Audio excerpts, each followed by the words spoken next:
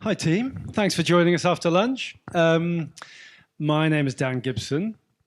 I'm MD at BeenThereDoneThat. We are a brand and marketing consultancy who help senior marketers define and solve their knottiest strategic problems. And we do it via a network of experts who have all been there, done that in the specific client area and the specific client problem. And I'm very excited to be joined by my friend Shweta. Hi. I feel like I should say I'm a veteran. It's 26 years in marketing now, and I started my career in Unilever. And I know a lot of people may have worked there, so I was there for a long time. And when I read it was Dan, I was very excited because I was like, this is going to be a friendly chat. Uh, Oh, I'm not so and I sure. can see Elaine. Hello, Elaine. So, yeah. Very good, very good. And well, I too was excited to be teamed up with you, Shweta, knowing you as I do to be one of the more erudite and strident of marketers. That unique blend of commercial and creative. Thank you. And as I'm sure we'll all be discovering today, very articulate too. So, at our fireside, I thought we would structure, if we may, Shweta, around a bit of your past, a bit of your present, and then, being as it's South by Southwest, a little bit of the future too. Yours has been a fascinating journey, as perhaps the title card behind us indicates. Very deep CPG education initially, into tech, and now into the luxury sector. It would be great to hear a little bit about your story and the real differences you found as a marketer between those sectors. So Dan and I had a conversation last afternoon and we were like, okay, what are we going to talk about? And actually, when he asked me this exact question, the first thing that struck me was actually there's so much in common. I know that sometimes we feel that the categories are so diverse, and how do you actually swap your experience and how do you go through these categories?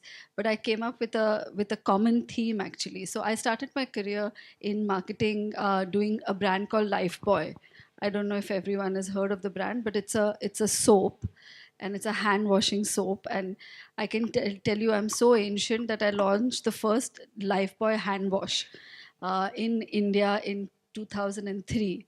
And I was explaining to Dan that actually life has come a full circle. So you might think there's nothing in common between selling soap and now selling diamonds. But actually, there is so much in common. So when I did Lifebuoy, we had to educate people about the importance of hand washing, and seems much more serious than selling diamonds. And it was connected to saving lives, because if you didn't wash your hands, and especially in developing markets, it was a real connection back to infant mortality, which is very, very serious. But if you understand category development, we were teaching people to stop using things like ash or soil in rural developing economies to actually using soap. So there was a need to explain the role of the category and why you should use soap instead of ash. And today, when I'm selling diamonds, there are many, many markets where diamond jewelry is not even 8% of the jewelry that is sold. So I'll give you India as an example. It's a really heavily gold market. So people buy gold jewelry because they see value in it, etc. And gold is, there's a history of gold in India. Gold owns everything from birth to death. And now trying to sell them diamond jewelry is doing something very similar that I was doing actually when I was trying to sell soap, because I have to convince people why diamond jewelry has a role in their life. And I also have to work around the ecosystem. And I can go on. Can I go on? Please do. I'm loving so it. so if you did hand washing in 2006 or 7, you had to work with governments, and they had millennium development goals on infant mortality. So you had many actors that you had to bring along with you if you wanted to grow the category. And today I'm in the same place. If you want to grow diamond jewelry in a market, you have a lot of actors again. Government is interested because you'll bring jobs. You have manufacturers who actually want the business. You'll have jewelers who actually earn more money if they sell diamond jewelry versus just gold. So just in some ways, there are such common patterns as you go from category to category. And I've done soaps, then I've done food with Kellogg. I used to be the VP on Special K. And there we were trying to convince people why Special K was better than, I don't know, now in today's context, it doesn't sound right, but the 2 weeks diet, etc., which sounds wrong now. It's completely out of culture. And then I worked on Evian for about 4 years. I was the global CMO. And there we were telling people about why drinking water is better than drinking Coke. So there is always a category development angle. And I think in today's time, it feels important.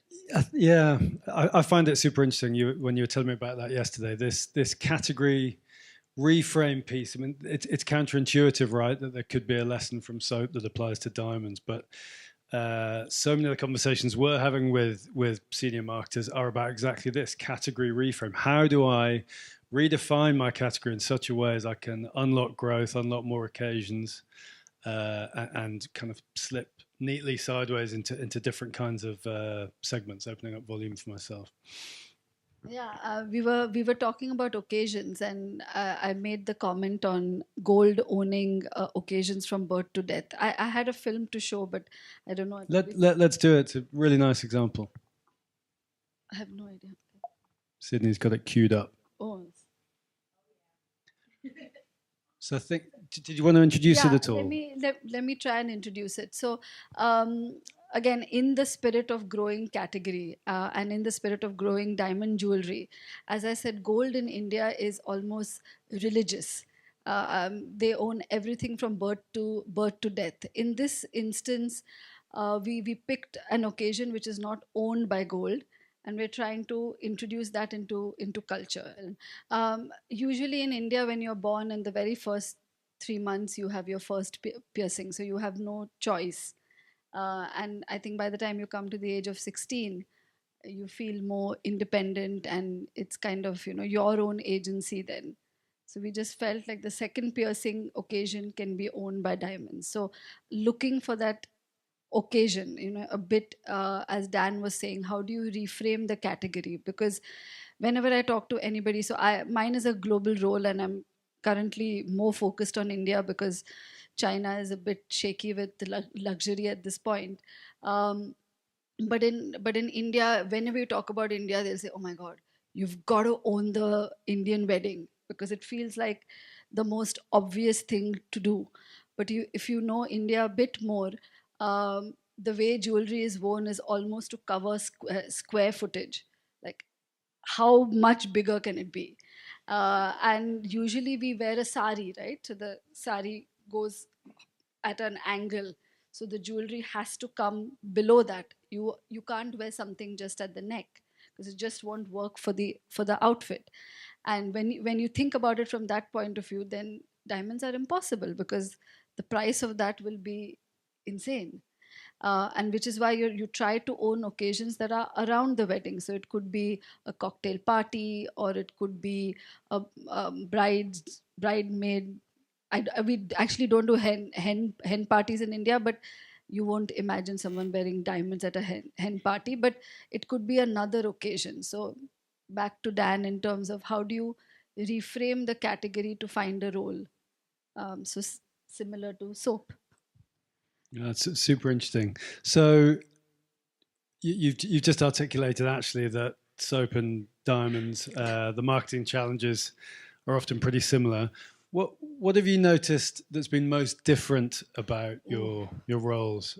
You were in tech in between CPG and diamonds as well. Yeah. So for me, I think we were having a conversation at the round table earlier as well. What role do you play in consumers' lives? It sounds so old-fashioned now, because you have marketers only talking about Gen AI and all the rest of it. But just going back to actually fundamentals, I worked for a business called ELVIE, and they made silent breast pumps. and the role they played in that mom's life, if her pump didn't work and she had to breastfeed her baby, was insane. I used to be chief commercial officer there, and I had customer service reporting into me. The insights we got from moms who were desperate, the baby's crying, and you had to brief the customer service team that if someone calls you, a mom calls you, the first thing you do is you send them a new pump.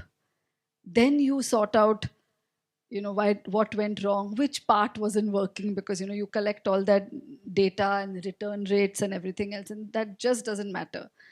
And so I feel there's still that, what is the role you play, that includes soap to tech to Evian water to diamonds today still play the role of being an emotional treasure. It's a milestone that you have to remember why you bought it, and you want to savor it, and you want to tell all your friends. And it could be an engagement, it could be a milestone. As long as you understand that role, I think, again, same but different. Understanding your role. I was here just before lunch, and Neek from Unilever's Knorr brand was telling that exact same story, that exact same lesson. You mentioned your role as chief commercial officer. I know you always to be a resolutely commercial marketer as well as a creative one. Could you talk about how that aspect of your responsibilities developed, and now being CEO? I started my career in sales, and maybe it was something that wasn't really done by me. I mean, I would love to take all the credit, but when you start in Unilever in India, you have to do a proper sales stint by rule. You do not start in marketing as we do in the UK, and of course the sales model is very different there. You go shop to shop selling, and it's distributive trade, less modern trade as it's called there. So it's less top to top conversations and more really hardcore selling. I think that in itself made me always think about, is this going to help selling?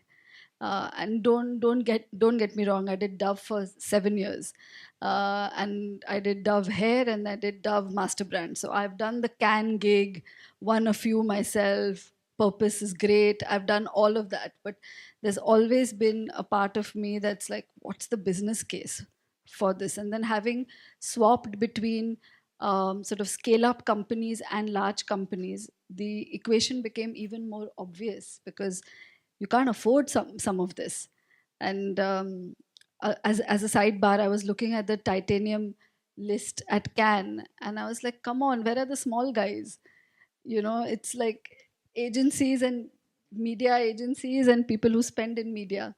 And I say this because when I was at LV, we had one nomination, and LV being small, right? We don't have that much media money.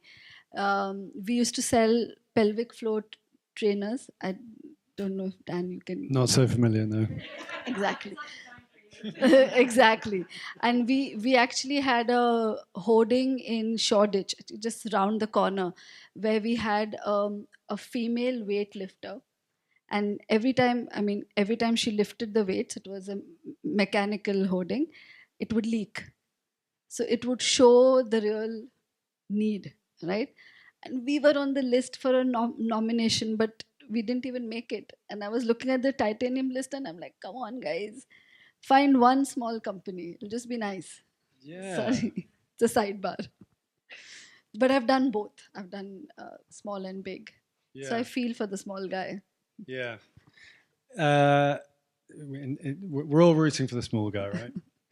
And as CEO now, you have purview over marketers in your team. You've had purview over marketers for some time. What advice are you giving to younger marketers today? Oh, wow. I don't know. I feel like there is a lot of obsession with AI and everything else. And of course, it's super important. But I don't think it takes away from that face-to-face understanding a consumer and the need. I remember at one point in time, I have said that I'm ancient, but we used to have the concept of consumer passport. So we had a leader in Unilever who said, if you haven't spent 100 consumer hours, I don't want your point of view in the meeting. I know that's a bit much, because now I have a 19-year-old and I can imagine him looking back at me and saying, why? But there is some merit in spending that deep consumer time, even if it's not face to face anymore, and even if it's via TikTok or whatever else. But yeah, you've got a head start. If you really understand your user, your consumer, you got a big head start over everyone else in the business, yeah, right? exactly. Yeah. Okay, so we're going to come to audience questions in a little while. So do prep your questions. If you'll indulge me for a minute to access my inner Alan Partridge, I wanted to play a little game with Shweta. I've got 3 questions for Shweta. What is Shweta's meta, her big picture theme that she's seeing? What is Shweta's fretter? What is she fretting about? See where this is going. Yeah. What are her concerns? And what is Shweta's better? What's working positively in the industry? So maybe we can start with Shweta's meta, the big picture stuff you're seeing. So I was just on a panel talking about identity and GDPR and all the rest of it. So it's something I'm definitely seeing is the funnel alive? Has the funnel collapsed? Is purpose alive? Is it collapsed? I think there's a new model that is emerging. While I'm seeing in at least India, China, and US that I follow very, very closely because those teams report to me, I find that there is something appearing between sort of influencer strategies to first party data to tech.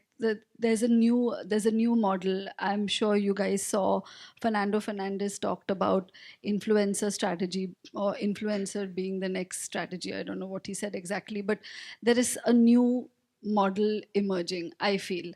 And it's kind of feels like it's disparate at this point. And marketers' lives are looking very scary if you've got to follow all of that. But I feel there will be a newer model at the end of it. A newer model that consolidates the influencer piece. Consolidates the influencer piece with some tech piece that helps us all, because not all of us, especially in the world of diamonds, the consumer journey is not all online. We know that you start with search. You look at jewelry for I don't know how long.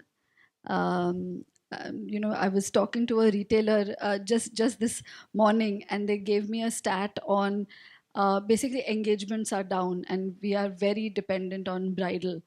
And during COVID, new couples didn't meet, and they expect right about now. So 3.5 years in, lots of questions are going to be popped. So I don't know. There is us with retail. There could be some kind of data sharing partnerships, because we don't have first party data. So I just think there'll be a newer model that will emerge, because it just has to be. Yeah, something to bind it all together. And that's the biggest challenge, right, isn't it? Yeah. Getting that holistic overview. Okay, so that's your meta. Yeah. Shweta's fretter. What do you see that's concerning you at the moment at an industry level? I just think the talk about AI and Gen AI. I think I was in the panel earlier and I was like, come on, guys, let's just go back to brand fundamentals, because there was a lady, I don't know whether she's here now, but she sells detergents. And there's a point at which personalization doesn't have a role to play. Yeah. Versus if you're selling diamonds, the couple will come to the store 5 times before they actually buy.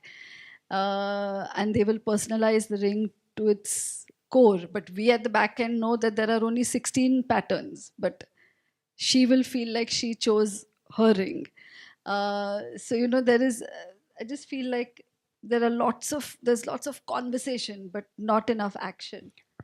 You guys are piloting AI presumably within. We are piloting lots of things more in China than anywhere else, because you can imagine the nano micro influencer network. I mean, China is just on another level with this, and we've seen all those YouTube videos or TikToks of someone just moving their hand so quickly. I don't know how you can see the diamond or anything else, but it's like nano micro bots. It's another world there. So we're piloting a ton of stuff, but somehow I feel like we shouldn't lose sight of the original intent of building the brand, which was really the emotional value when you buy that diamond.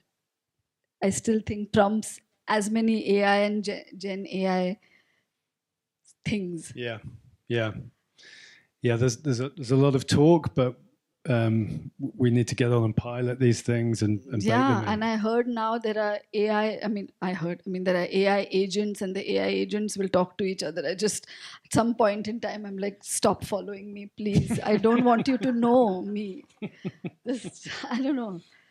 I still smile when I see. I mean, every marketer likes their own work. This is done by my team and not by me, but it brings a smile to my face. Yeah, yeah, it's lovely work. Just yeah, rather than yeah. Talking of bringing a smile to your face, Shweta's better. What do you see that's a positive from your point of view around the industry at the moment? So I'm conscious that we are in a space that is a community space. So I just wanted to share, because a lot of people ask me, how did you manage to move so many industries? Um, I mean, to be honest, networking. I don't know why it's a frustration of marketers, and I think especially in the UK, that somehow recruiters and everything seems to be so linear. Like, they almost want to bring the person who just left that role. Like, they might as well just ask that person to stay back. And I just wanted to share, because my last two roles, nobody called me. And I just want to be really honest. So the LV role, I had just come back from Evian. So I just come back from Paris, and I met Dan at that point as well. I met about 50 people, and there's a saying which translates better if it was Hindi, but it's staying in touch with people when you don't need them. And I don't know, it's a concept of pay it forward. I don't know what you want to call it, but the lady at LV who I knew reported to me 10 years ago, and I remember she was going for a Dyson interview, and I remember writing a reference, and I just got back in touch, and she said, our CCO is leaving. And I said, oh my god, like, sure, let me come and meet them. And De Beers would have never interviewed me, because there would have been some recruiter who would have said, has she done luxury? No. Has she done retail? No. And I would have never made the short list. And it was only, and I'm saying this because it's important, because I meet so many people and the market's not great. And I keep trying to explain that, there is a point after which you meet people, and you can say it's luck or not, but after you meet a certain number, it's not luck. You've just met those many number of people, just like marketers, right? As many touch points as possible. It can be frustrating, but I feel like with every interaction, it brings me energy. So it comes naturally to me. And I know, having a 19-year-old at home, it's not natural to everyone. But even so, I feel this concept of coming for these events sometimes feels like a schlep. But come, meet people, and you never know, it's just a conversation somewhere. And I always say, it may not appear in the form that you expect. So my current role, my boss is a lovely lady. She's French, and when I moved to Paris to do my Evian role, I wrote to her and I said, hey, I've moved here, I can't speak French. I'm going to do this French brand. And it was a bit like Emily in Paris, though, I don't wear her clothes and I don't solve things in one day magically. But even so, I reached out and she met me for a coffee, and she told me a few things, how to navigate Paris. And it was very early days. And then she moved back to the UK, and we knew each other across the floor in Unilever, and really across the floor. I was Dove, she was Sunsilk. We had never worked with each other. She probably knew I would never sit on my hands. I'd do stuff, but I can't imagine she knew much more. And she said she's moved to London, and I said, hey, can I help? And this was LinkedIn or WhatsApp, I can't even remember. And 3 months later, she was like, listen, I have this job. I don't know how it's going to shape up. And I was like, luxury retail, they would have never met me.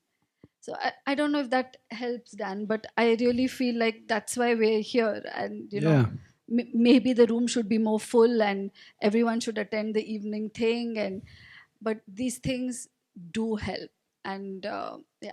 Yeah, that's really heartwarming, and probably we were preaching to the choir in terms of being at a Brand Innovators event. The Marketing Society here in the UK is also a fabulous kind of connecting organisation. But yeah, the value of paying it forward and investing in network, I think it's a really important lesson. Yeah, and doing it, I think, without expecting anything on the first day.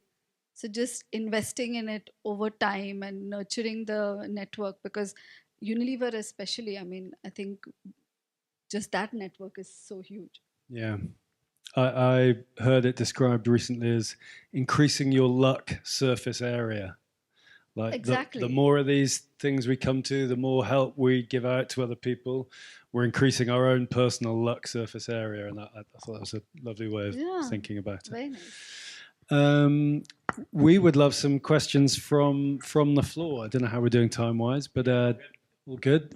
Any thoughts, observations from the floor? Hi, thank you so much for your words. It's very insightful about your career shift. So, what are the key learnings, or what do you think are the key things that you learn from one category to another category working, or what do you think working with such different categories help you? Like, for instance, it's very interesting what you mentioned about luxury, because even nowadays when you see a job, it's like if you've not worked in luxury, it can be very elitist. You're not allowed. So, if you could talk a bit about your story, how how you broke in the luxury world, and what learnings you could take from FMCG or your own industries in your current role. I don't know where to start, but I'll try. So, yes, I can tell you I dress differently. Because I think when I got there initially, I was like, oh my God, I really need to up my game. Tracksuit's no good at De Beers? No, to be honest, I genuinely think that understanding the category, I spent a lot of time. I spent 2 days in the store. I just go back to that, what is the selling process, because it helps me a lot. I spent 2 days in the Bond Street store just selling. And I'm a good seller, so I go overboard, and I had to stop myself. How much did you sell in your 2 days in the store? I sold 2 rings, which very good. is very good, because there were 2 couples, and it helps a bit with age, right? Like, they're not deciding, and I'm a mum, so I was like, come on, dude, like, it's a great ring. We need to push you through the funnel now. Yeah, push you through the funnel. No, but I think coming back, I feel understanding the category from a sales point of view, because I find that one of the things we always risk as marketers is not getting the sales guys on your side. I genuinely think that's step one. Commercially, get them on your side. Second thing, I am tired, and I know, again, it's lots of years in marketing, that marketing is some fluff. It's some nice advertising, and there are no KPIs. I mean, now I work for a business that's different from working at a Unilever or Kellogg or Danone. They're all consumer product companies, whereas now I'm in a mining business. Remember, De Beers owns the mines. We are the retail and consumer arm of that. So if I then again get into the world of, sorry to say, but can and advertising and the glam and the fluff, they will not take me seriously. So I have brought in KPIs for everything. And it's not going crazy about the KPIs, but there are KPIs in marketing. And it's not like by chance something does well. And something like what I just showed in the category work, it's not going to change diamond sales in India tomorrow. It's going to change in 5 years' time. So explaining that you will see this KPI change in 5 years' time, I think. So sales, making sure marketing is not some fluff, I think. And then my approach is always, don't take too long to act. I know you know it's always nice to get this strategy to the last detail, like superbly done. But there's a point at which you say, you know what, I think I've got it. Like maybe I'm 80% there, and admit it. Like I went to our board and I said, look, I've understood what we need in the top 5 markets. These could be 4 or 5 jobs to be done, but allow me a little more time to finesse it. So don't go in thinking, gosh, I need to have the answer, and then act. That would be, I don't know if that helps, but just act. I think it was Colin Powell, wasn't it? The US generally said, if you wait until you're 100% convinced to act, you've waited too long. You've got to move sooner. Great lesson. Another Shweta. question here. Hi, Shweta. Great talk. Thank you. Thank you for being good to see you on stage again. Thank you for always being here.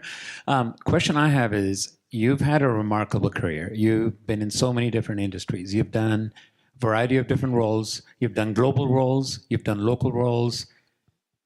Obviously, now you're in a very different industry, which is new to you, but even there, you've brought things. What differences in markets are you seeing? So you mentioned your top 5 markets, right?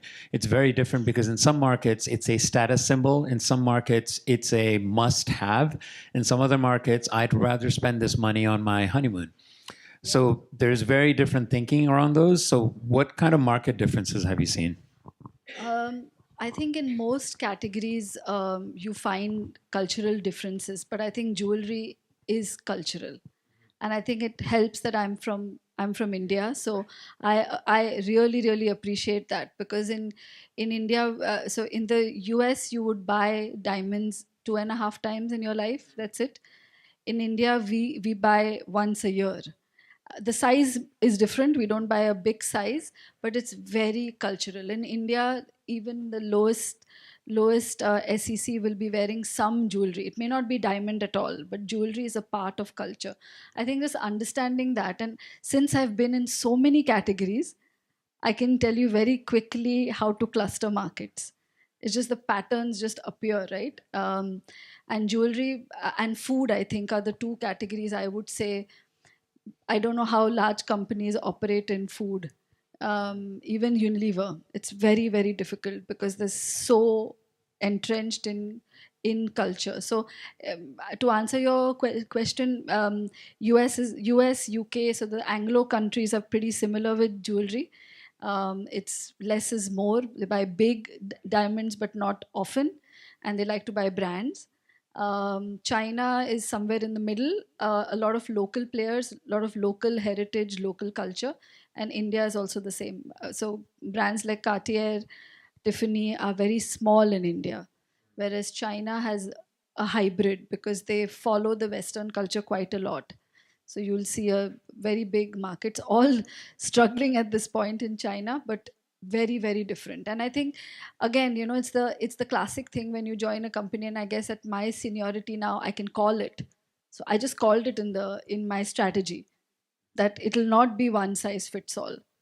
So India will be a category play, US will be a market share play. So the jobs to be done with a bit of data, go for it. And you might be wrong and you'll find out, but at least you've moved, because it's quite tough because I'm used to being in consumer companies. The first time I walked into the meeting, and I remember I said something about penetration, and this is a true story. The CEO of De Beers asked me, what is penetration? And I was like, oh my God, like I'm going to have to do a glossary each time I go in, or explain it slowly. I mean, it's just stakeholder management, right? Anywhere. Got another question here. Hi, Shweta. My name is Gareth. That was a pleasure listening to your career journey. The thing that stood out for me most throughout I guess the single fabric that weaves through all of the places that you've been is that you have a deep understanding of people, and you understand not just your target market, but those different personas and your potential audience from each of these brands that you've worked at. So my question is, it kind of comes down to a measurement question. I'm agency side, and we're obsessed obsessed with measuring. With a brand like De Beers, where your audience is so broad, and it can really be anybody at any time, and yes, you're going to have spikes throughout the year. Yeah. And you kind of talked about this earlier on in the funnel as well, of kind of being ever present.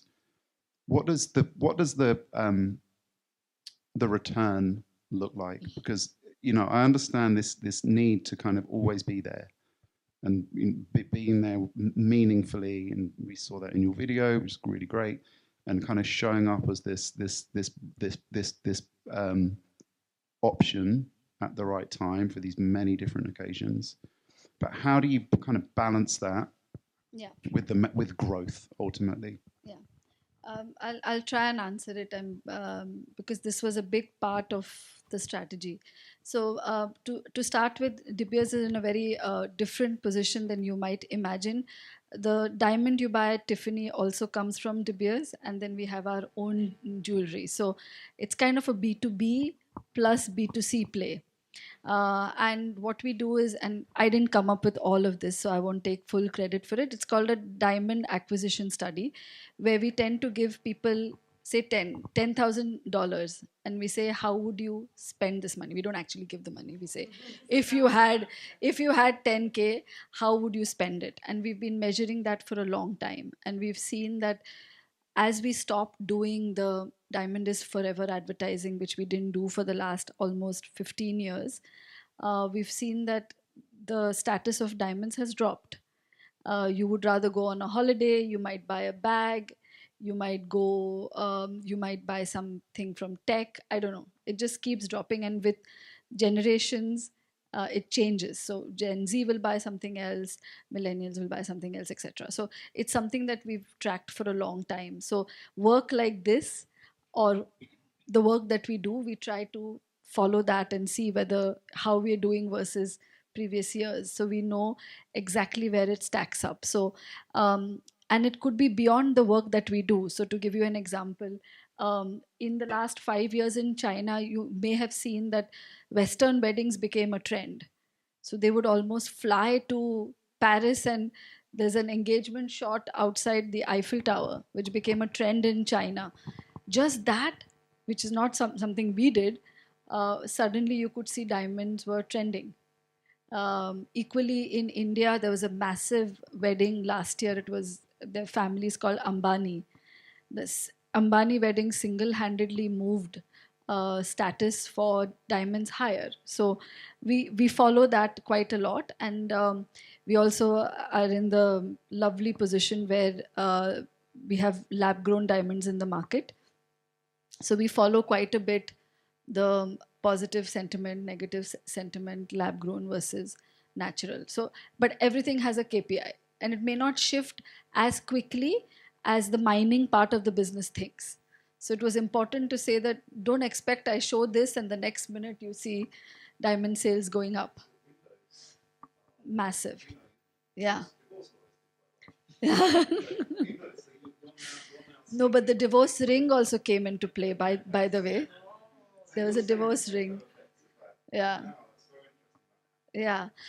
And because we don't have many retail stores ourselves, we have a couple of partnerships in place. So in the US, we partner with Signet, which is the biggest jewelry chain in India, Tanishq in China, CTF. And with them, we tend to do programs. So they don't share their data fully, but we can have an idea of, because we do all their retail stuff, training, etc. is done by us. It's a service that we offer if you buy our diamonds. So we tell you how to sell diamonds. Thanks for your questions. Thanks to all three of you for the question. I think we are now at time. So big thanks to Shweta. Yeah.